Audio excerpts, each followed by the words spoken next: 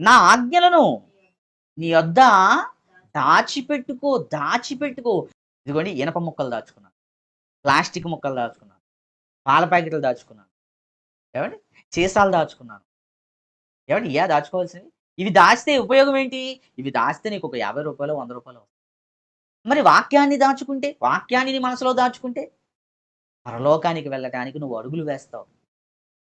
పరలోకానికి వెళ్ళటానికి నువ్వు అడుగులు వేస్తావు. అలా వేసే అడుగులలో మొట్టమొదటిది ఏంటి అంటే, నువ్వు ముందు వాక్యాన్ని దాచుకో. దేవుని ఆజ్ఞలు నీ మనసులో ఉంచుకో. దేవుని ఆజ్ఞలు నీ మనసులో ఉంచుకో. అంటే ఎవ్వరికీ చెప్పకు అని కాదండి ఇక్కడ ఉద్దేశ్యం. నువ్వు వాక్యమును కలిగిన వాడిగా ఉండాలి. వాక్యమును కలిగిన వాడిగా ఉండాలి. ధనాన్ని దాచుకున్నావు కదా! ధనం కలిగిన వాడిగా ఉన్నావు. బంగారాన్ని దాచుకున్నావు కదా! బంగారం కలిగిన వాడిగా ఉన్నావు. వాక్యమును దాచుకో. వాక్యమును కలిగిన వాడిగా నువ్వు ఉండాలి.